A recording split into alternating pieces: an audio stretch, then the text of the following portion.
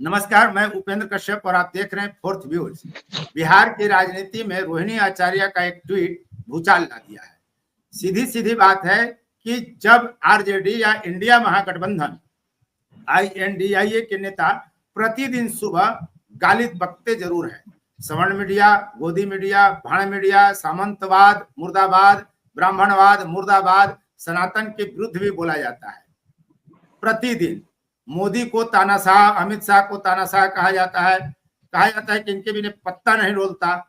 लेकिन जब बस पर वोट अधिकार यात्रा के लिए जो बस है, रथ है, उसमें संजय यादव जो राज्यसभा के सांसद हैं, तेजस्वी यादव के करीबी हैं, सलाहकार हैं राजनीतिक उनके, वो जब फ्रंट सीट पर बैठ जाते हैं तेजस्वी यादव की सीट पर, तो रोहिणी आचार्य क्या लिखती हैं? फ्रंट सीट हमेशा शीर्ष नेता नेतृत्वकर्ता के लिए होती है, किसी को इस सीट पर नहीं बैठना चाहिए। वैसे अगर कोई संजय को कह रहे हैं अपने आप को शीर्ष नेतृत्व से भी ऊपर समझ रहा है तो बात अलग है। उन्होंने तंज कसा। ठकुर सुहाती करने वालों की शायद किसी दोयम दर्जे के व्यक्ति में विलक्षण रणनीतिकार, सलाहकार, तारणहार दिखता है। याद करिए, तेज प्रताप ने भी इन्हीं को जयचंद कहा था। उनके एक मित्र के भाई, अनुष्का यादव के भाई आकाश यादव को जब छात्र विंग के अध्यक्ष पद से 2021 में हटाया गया था, तब भी सवाल संजय पर ही उठा था। तो ये तो सामंतवाद का चरम पक्ष दिखता है। एकदम आप उत्कर्ष कह सकते हैं। जिस सामंतवाद को प्रतिदिन ये लोग गलियाते हैं, उस सामंतवाद का तो ये चरम बिंदु दिखता है, जहां किसी कोई व्यक्ति अगर सीट पर बैठ जाए तो इतनी बड़ी बातें की जाती हैं, वो भी मामूली आदमी नहीं, राज्यसभा का सांसद। तो आज हम इसी मुद्दे पर डिबेट करते हैं और हमारे साथ हैं मगध विश्वविद्यालय के प्रोफेसर संजीव रंजन, अच्छी खासी राजनीतिक जानकारी और राजनीतिक विश्लेषक हैं, वरिष्ठ। और हमारे साथ हैं रमेश मेहता जी, जो वरिष्ठ पत्रकार हैं।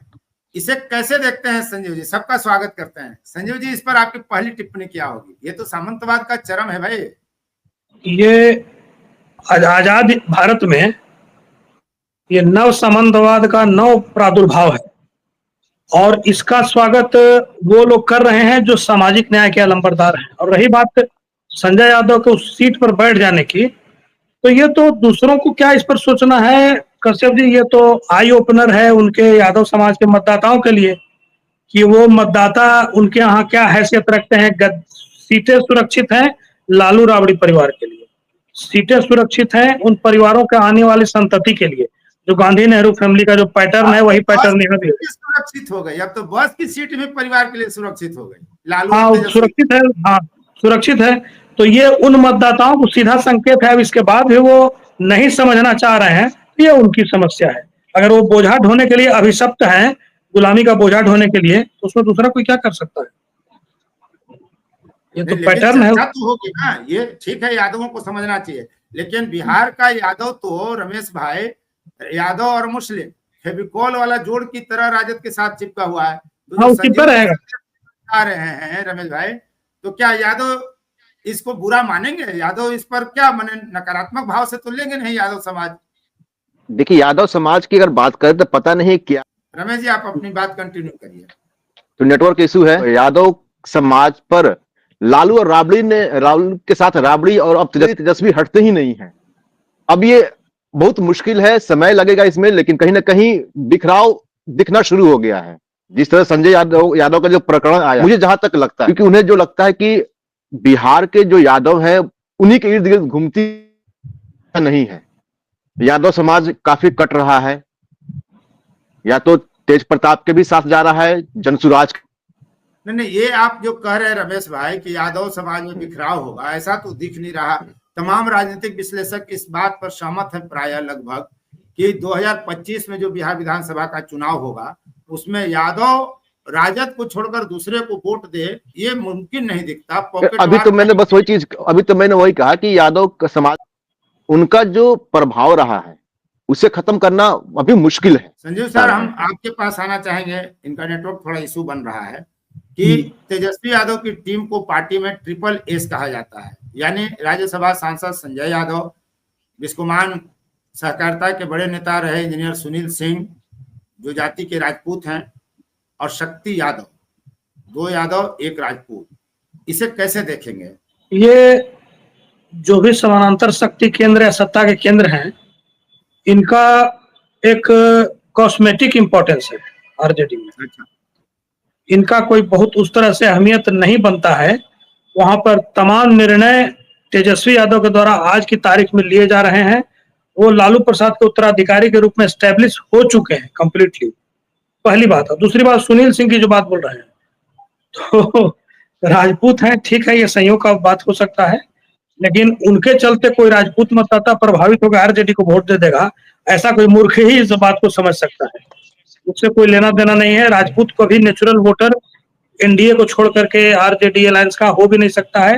राजपूत क्या, हम समझते हैं कि गैर यादव, गैर यादव पिछड़ा और गैर जो कहिए दलित में भी एक सेक्शन छोड़ करके बाकी कोई भी मतदाता स्वाभाविक रूप से, हाँ सिचुएशनली और जिसको कहिए परिस्थिति के अन्य कारण से कोई किसी सीट पर कोई वोट दे दे, राजपूत, भूमिहार या उस तरह की और कोई जाति, कुशवाहा, कुर्मी समाज या कोई भी, नेचुरली वो आरजेडी के साथ नहीं उस तरह से अपना एफिलिएशन शो कर सकता है जिस तरह से यादव और मुस्लिम शो कर सकते हैं।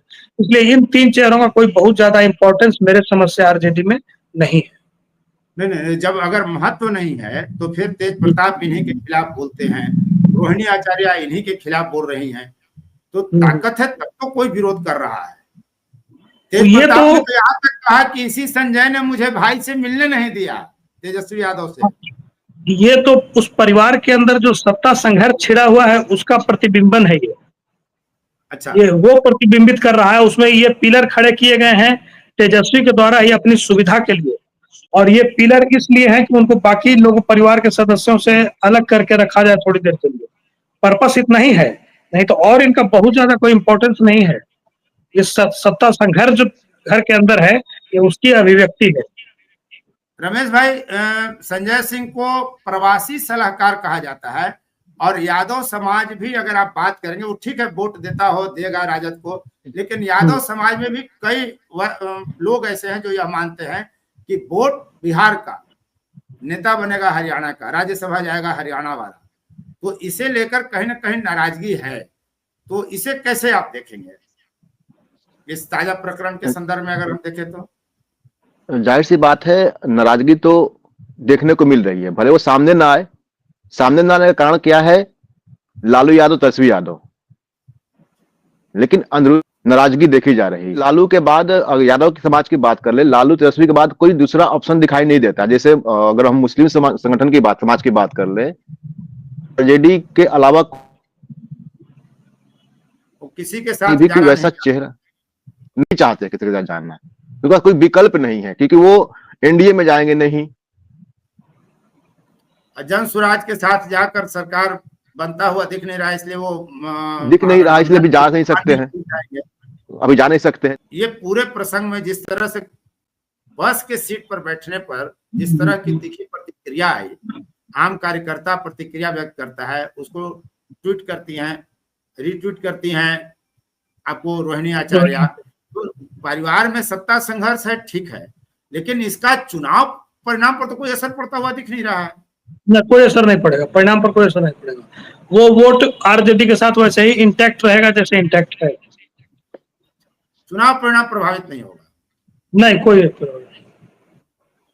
और ये इसका जो है मीडिया में खूब सुर्खियां बटोरी, तो इससे जो यादव समाज समझता है या बोलता है दूसरे जातियों को, खासकर सवर्ण जातियों को टारगेट करके बोला जाता है कि ये सामंतवादी हैं, ये अपने पास किसी को बैठने नहीं देते हैं, खटिया पर बैठने नहीं देते थे। तो मुझे तो लग रहा है कि कहीं ना कहीं उसी की ये नए रूप में उत्पत्ति तो नहीं है।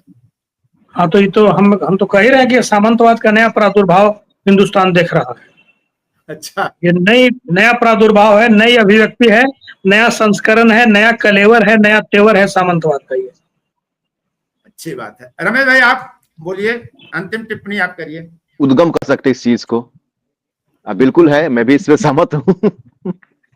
इसमें दो राय नहीं है। गठबंधन को कोई फर्क नहीं पड़ने वाला है, हमारा गठबंधन को इस बात को पता है, इसलिए वो भी आश्वस्त है इस चीज को लेकर कि यादव और मुस्लिम आएंगे नहीं, कोई ऐसा चेहरा कोई दिखाई नहीं देता है। धन्यवाद सबको, फिर मिलेंगे एक नए मुद्दे के साथ। यदि धन्यवाद आपको भी। दर्शकों ने इस चैनल को सब्सक्राइब नहीं किया है तो चैनल को सब्सक्राइब कर लीजिए, शेयर लाइक कमेंट जरूर करिए। बहुत बहुत धन्यवाद संजीव सर, धन्यवाद रमेश भाई, धन्यवाद। फिर मिलेंगे।